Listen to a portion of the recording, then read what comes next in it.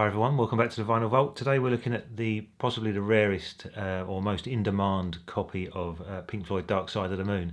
I recently picked this up in a collection and it is the very first original press. I'm going to go through it and show you how you identify it, and I would advise you go have a look in your record collection to see if you've picked one of these up over the years. The things to look out for on this are this sleeve. I'm not sure you can pick it up on the camera, but this sleeve is it's a slightly darker blue. It's got more of a blue tint to the sleeve than the reissues, even though some of the reissues came out in the same year. This has got a blue tint to the sleeve, and I'm just going to sort of show you what comes in it and then how to identify how it's an original. So let me just pull out the inner sleeve and posters and so on. So in the original you had two stickers. This one, Pink Floyd, was sort of a beigey colour, and this one saying Pink Floyd in a darker blue cover. So that's the two stickers. These are I believe to be originals. I'm not sure if you can pick that up on the camera. They've got some printing on the back. What I'll do is I'll try and zoom in with the camera shortly and show you a bit more about the labels, especially on this. This is one of the original posters. Let's just push that out of the way, and then we've got the second poster. So this is where it starts to get interesting. If you've got an original, and this is an original inner sleeve, and I've got the record in a more modern protective sleeve, but the original has a paint and numbers down here in the left hand corner, and made in Great Britain on this side. So black inner with a sort of a bluey text on the inner sleeve.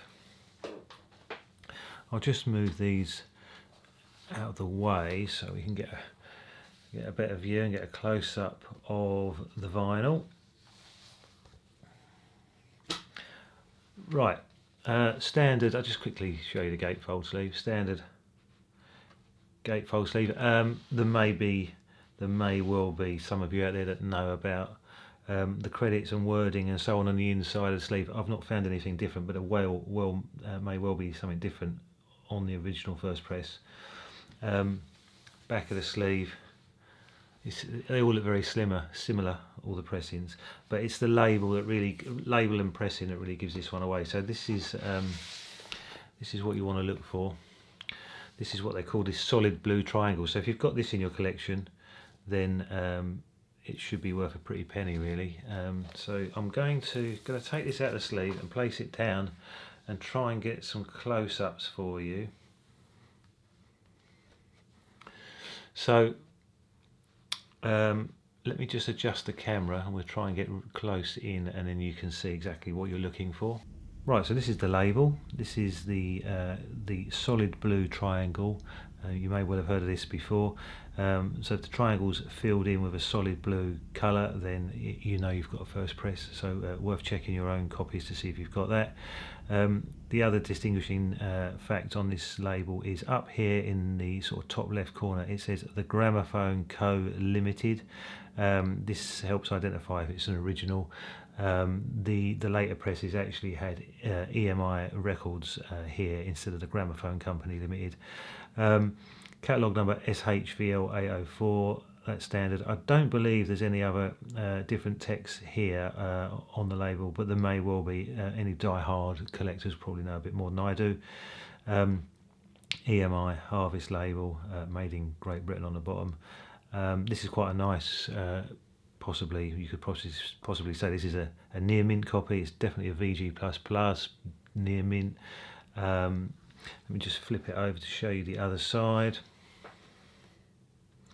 So again, side 2 is again solid blue triangle, and then again the Gramophone Company Limited, all rights reserved, and so on up here. And then the matrix numbers is what really identifies this for you. The matrix numbers in the what they call a run out groove around the label, or what some people call it a dead wax. The numbers in there are A2 on the A side and B2 on the B side. So that if you've got this in your collection and you've got those numbers, solid blue triangle, and this text up here, then you're on to something really good. This is first press, and it's worth a fair bit of money. One sold recently for about 3,000 UK pounds. It seems to be going up over the years. Obviously, depending on condition, it might be, well, it could be from, depending on if it's absolutely wrecked, then obviously it's not worth anything. But they sort of range from a few £100s up to, at the moment, about 3,000. So yeah, do check your collection to see if you've got this pressing. I'm sure some of you would have bought this when it came out, so possibly got the solid blue when it was released. Maybe you picked it up in a record shop or record fair over the years, and got a good bargain, or maybe you've bought it off the internet and paid a fair amount of money to get the original. The reason the Pink Floyd collectors want this is the sound quality. Apparently A2 B2.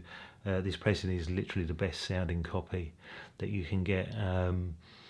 But I'm not going to help. I'm not going to help with regards to listening to it to grade the sound, because you probably wouldn't appreciate this if you don't. You really need a high-end audiophile type, high-quality system to pick up the absolute best sound. I've got an OK system, but I probably wouldn't be able to tell the difference. But yeah, from watching other people's videos and feedback that I've had, this is definitely the best sounding press. But you'll have to play it yourself if you get it to agree or disagree. So yeah, if you've got a solid blue one, well done. It's probably worth a few quid, and if you're a die-hard Pink Floyd collector, I'm sure you've probably got this already. Yeah, thanks for tuning in, and I'll see you all soon.